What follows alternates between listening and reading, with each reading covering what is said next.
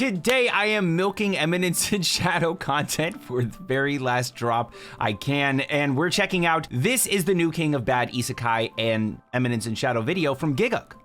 Let's jump into it. But before we do, maybe consider subscribing to the channel. We're trying to get to 30,000 subscribers by the end of the month, 50,000 subscribers by the end of the year, and it's possible if people like you choose to subscribe. If you like the video, like and comment, and you can find the full link as well as exclusives over on Patreon. Plus, I'll leave a link to the actual video so you could go check that out for yourself down in the description. Blah blah, Gigguk likes Isekai. I am shocked. I want you to cast your mind back for a bit. No, I just really want to see what he's thinking about. Niki's close to peak. Akamaga kill was the most tragic thing you'd ever seen. That scene where Kirito gets his second sword and shouts out, "Starburst or Streamer!" was the goddamn coolest thing you'd ever seen, because of course it was. You were 13. Everything was cool. You didn't care about character. I don't know. Okay. I don't think he's speaking to me right now. I was really just watching, how old was I? 13. Wait, what year was 13? 13, I was watching Naruto. Yeah, I was watching Naruto. Was I watching? Yeah. I was watching Naruto. That's about it. That is about it. Yeah. To development, you didn't think about story structure. You heard a quote like, "I'm a gamer. Not because I don't have a life, but because..." Sorry. "But because I choose to have many." And you thought to yourself, "Damn, that's deep." It is a really stupid thing to say, though. It is. I mean, it's like, oh, dude, part of me wants to say, hey, it actually is kind of cool to say. Oh my God. Were you cringe? Hell yeah, you were, but you know what? You enjoyed yourself, and that's what's important, even if you can look back and think, God, what was I thinking? But what happens when you find a show that stops trying to run away from that cringe? It embraces the cringe, distills the cringe, knuckles down and envelops you in the edge-fest, high-intensity, full-blown world of cringe you thought you... That's Eminence and Shadow, dude. That is Eminence and Shadow, man. It's a series that you can't really take too seriously because I mean, how serious can you take a guy like Sid or Shadow, whatever, you know? How seriously can you take him? You've grown past and refuses to apologize about it. I need more power. You get the Eminence and Shadow. Anime has been absolutely killing it lately. 2022 was not only full of surprises, but shows that push the boundary of anime. Modern facts, classics bro. that stamps 2022 their mark on the scene and will stick with us fire for years to come. Eminence. Yo, I'm actually, part of me is like kind of worried. I think 2022 might be better than 2023. I mean, we're getting a lot of fire in 2023. We're getting new Jujutsu Kaisen. We're getting Hell's Paradise. We're getting more Demon Slayer, Dr. Stone. Like, we're getting so many more things. Bleach, but like I could go on and on forever. But I don't know, man. 2022 was pretty good. We're definitely not getting no more Made in Abyss this year. And that's pretty fucking good. In Shadow. It's not one of those shows. This is every 14-year-old hey, whoa, hey, whoa. Excuse me? Boundary of anime. Modern classics that stamps their mark on the scene and will stick with us for years to come. Eminence and Shadow? It's not one of those shows. This is... How dare you? I am offended. Garnt, I thought that this Isakai was your thing. Come on, man. This is a modern classic. No, okay, maybe not a modern classic. This leaves its mark, you know? It is probably, you know, it's something. It's something. I feel like Eminence and Shadow, what it does is something similar to Konosuba, where it is just parodying the entire genre of Isekai, you know? It makes fun of this edgelord guy. It makes it, or like, you know, the concept of it, like an edgelord main characters, if you will. And it's literally one of the funniest anime that we got from last year. Top 5 funniest anime from last year. I don't want to say top like 1. There's some pretty funny stuff. This is every 14-year-old teenage angsty fantasy turned up to 11. It's edgy. It's horny. It might well just be the new king of trashy isekai, and it's by far the most goddamn fun I've had in the genre for years. ReZero. Okay, shouldn't fun be an actual, like, measurement for how good something is? How fun it is? People love Marvel movies. People see them as like, really, really good. There's a large amount of the time where it's not because the story's amazing. And that's like a large amount of the time where it's not because the story's amazing. It's because it's fun. That should be taken into account. This is a fun series. And it's funny. And it's horny. And there's tons of action. Like, listen. I I think it deserves a little bit more credit. I don't want, just the thought of new king of bad isekai is like, come on, dude. Can it be like the new prince of parody isekai? Slime, Mushoku Tensei, all brilliant shows we've gotten in the past few years that absorb you into that.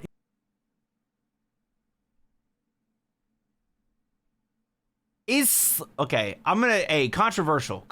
Y'all ain't gonna like this, but is Slime really like on the level of Re:Zero and Mushoku Tensei?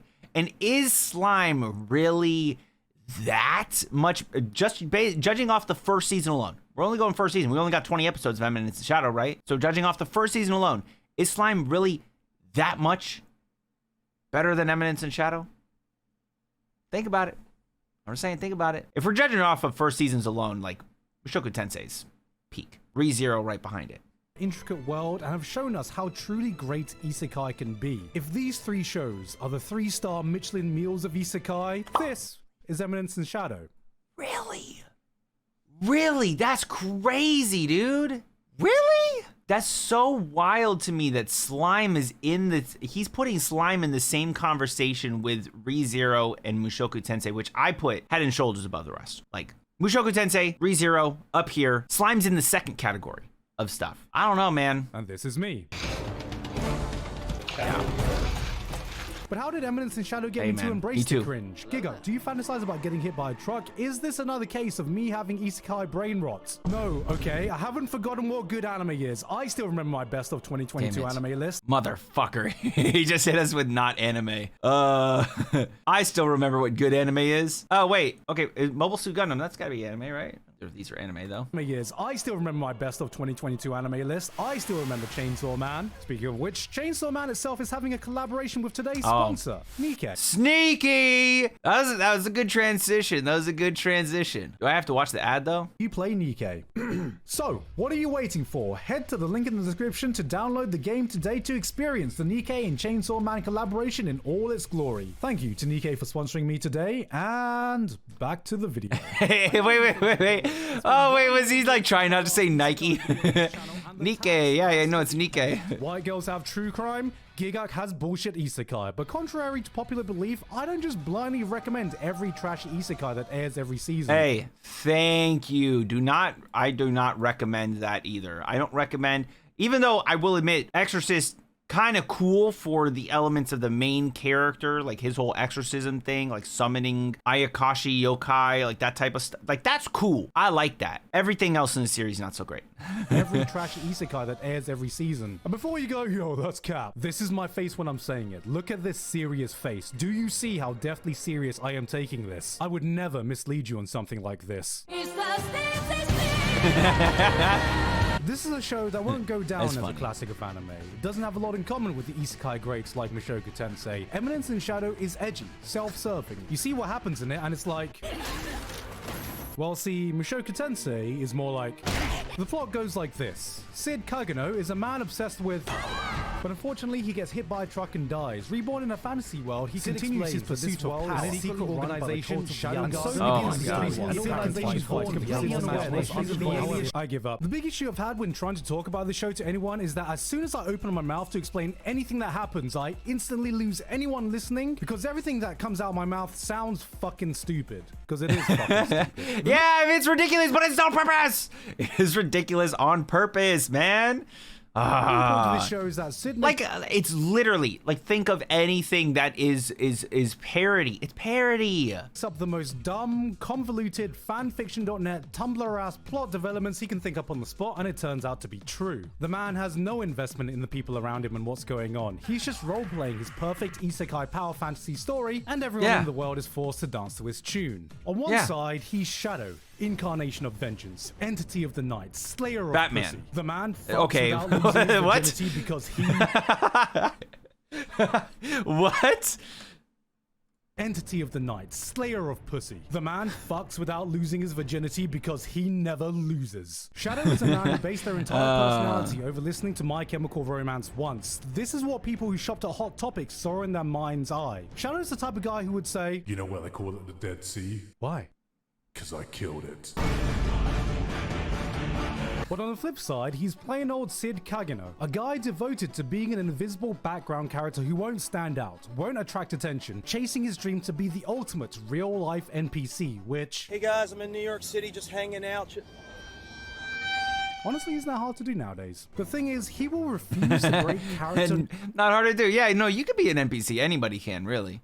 No I've seen some what. NPC really behavior mean, recently no matter what. out on His the sister streets. gets kidnapped and tortured. His school is the target of a terrorist attack. There are classmates getting murdered around. He's him always left at the and center right, of and it. the first Exactly. thing that goes through his mind is, all right, boys, it's NPC time. How can I give myself the most pathetic death possible? As Shadow, he will literally commit to robbing a grand piano only to transport it to an underground cave so he can ominously play it with the Yes, lights leaving dude, that's literally one of the best moments of the show. The fact that he literally steals this fucking massive piano, and it's a really big deal for like they're like, why the fuck did somebody steal the piano?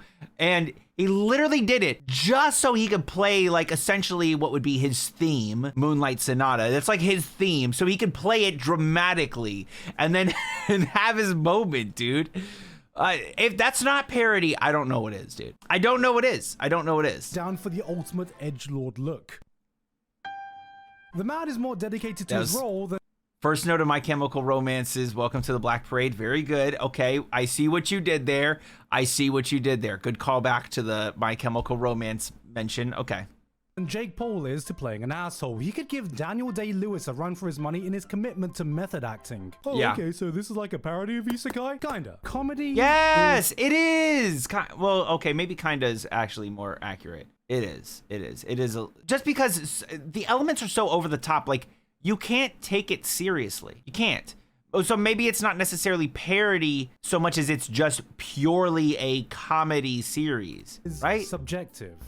Okay. It's a phrase people use when they're about to say they don't find something funny. Eminence in Shadow has some decent jokes here and there, though it can be hit or miss. Sometimes it'll do this thing where it will spell out this overused trope and pass it off as a joke, which is something I've always despised, but sometimes it can play around with our expectations in amusing ways. We've all watched that It's just- scene where the main character accidentally goes in the hot spring, sees the girl, she goes, "Yeah, hentai!" Gets angry, blah blah blah. Alright, here's what happens with Sid. Barges into hot spring. It's the girl's hot spring. Doesn't acknowledge the girl. Flexes his pee-pee. Refuses to elaborate further. Leaves. Oh, don't forget the... This is a show that is not afraid to play around with tropes we're familiar with and subvert our expectations to varying degrees of success. But what I found more impressive, and a hell of a lot more amusing, is how hard it commits to its own bullshit act. It makes fun of itself while doubling down, tripling down, quadrupling the fuck down on all the cheesy, cringe-ass moments we roll our eyes at in your typical trashy power fantasy isekai. Yeah, he does the Not weight being a drop and straight-up everything, parody, dude. It's just entirely self-aware. If you find yourself not taking the show too seriously, then end up being completely invested in all the dumb shit that ends up happening. They Yeah. say that love and hate are two halves of the same coin, but Eminence in Shadow proves that I like that you have the same coin. You got the coin moment. That's good. That's good, man. That's the good. same thing is true with cringe and cool. Because what happens when you take all those cringe scenes that would only appeal to an edgy 13-year-old, distill it, rev up the stupidity to 100, does it somehow become cool again? This is what Eminence in Shadow asks, Yeah. and I think there's one scene that encapsulates everything this show's about. So if you don't want to be spoiled for episode 5, just skip ahead. Sid has always been obsessed with becoming powerful. Atomic. I love it, dude. I love it. life If was you can't see that as already parody, pretty this OP. man's literally like, oh, I could die any moment. What would happen if a bomb dropped? Who thinks that? Like, I know I could die at any moment. Whose thought process is like, I need to be stronger than a nuke? Him. That's it. It's just him. That's it. Nobody's out here thinking of how they could be stronger than a nuke. Man dedicated himself to being Batman without all the fancy gadgets. He had trained enough to take down any thug he encountered. But so what? No matter how much a mortal can train, there are still limits to what you can achieve. What if he went up against a firing squad? What if someone dropped a nuclear bomb on you? No matter Yeah. how much you develop your muscles, hone your mind, perfected your skills, if someone comes along with a But wait, what if, what if someone dropped a bomb on you and it didn't kill you? What if there was a way to stop that? nuclear bomb, you'd be instantly vaporized. Or so you thought. So you Because thought? Reincarnated in the new world, he refused to give up on his dream. Yeah, There was dude. still a height he had yet to attain. So, Yes, sir. After years upon years of training, he arrived at but a single solution. That's right. If I don't want... If I don't want to die to a bomb, I've got to be a bomb. You got to be a bomb to beat a bomb. To be vaporized by a nuclear explosion, I must simply become the nuke. Be the bomb to beat the bomb.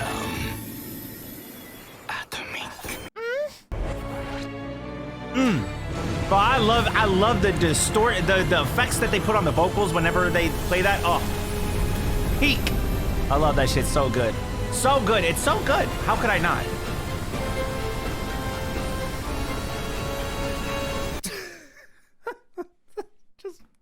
Don't laugh. What the fuck did I just watch?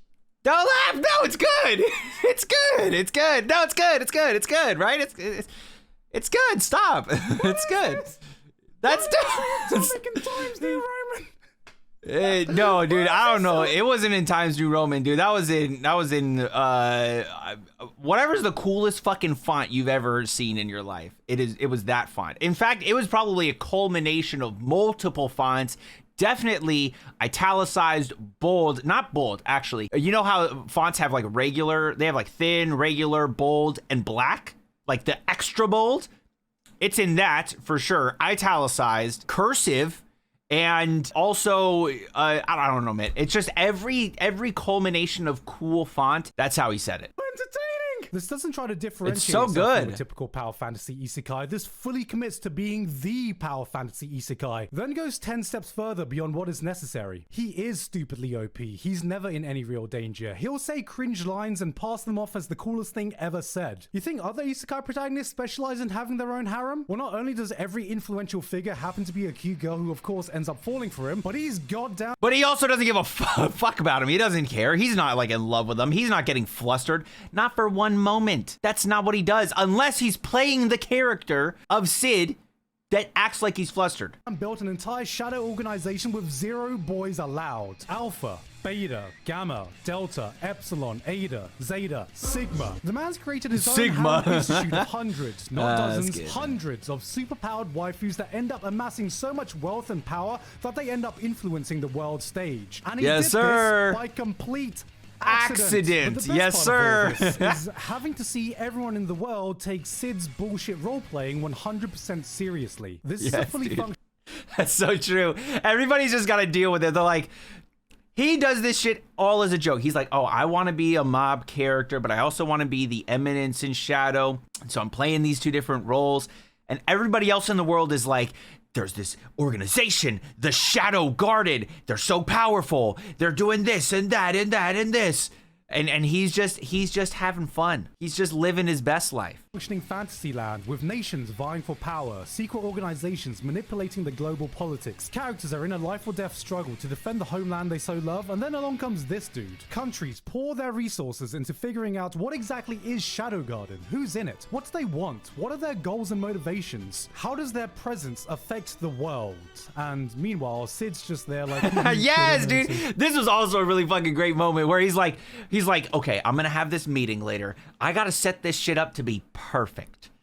Perfect. It's gotta be the best. I've gotta make it look like I am fit for the role of Shadow.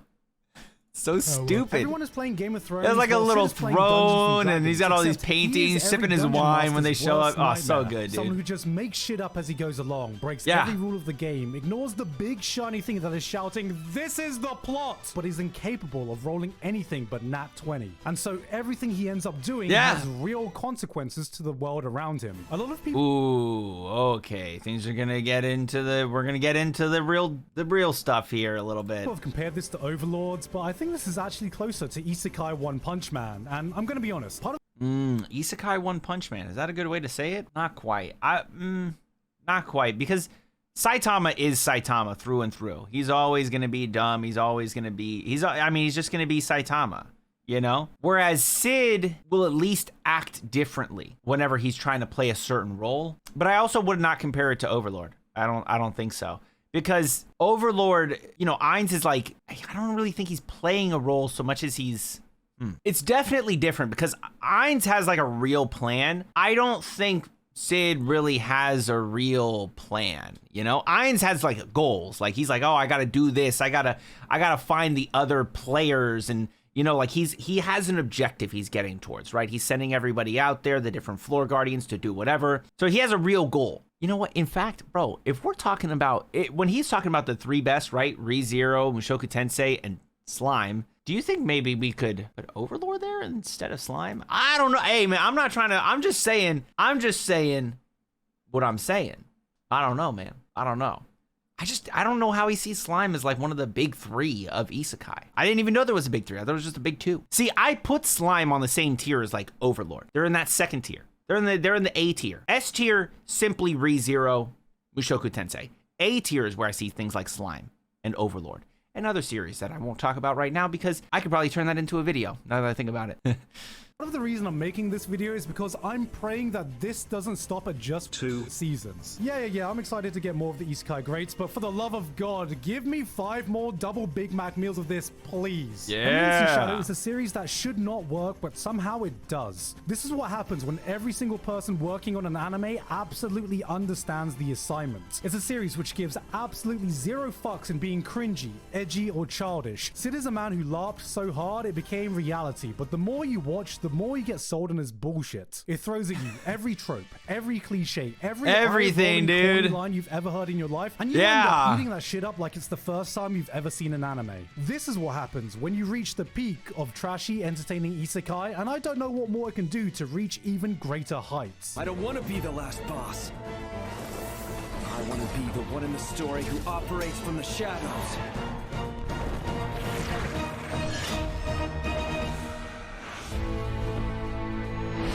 Eminence in Shadow. The Eminence in Shadow. Okay, now it's perfect. Yeah, dude, you have to have that. You have to have that in the anime where they say the name of the show. It's the classic thing to have. All right, man, that's good. Good video, honestly. Aside from the fact, 2 things. 1, not enough love given to Eminence in Shadow. You know, just labeling it as the king of bad isekai, I don't think it's bad.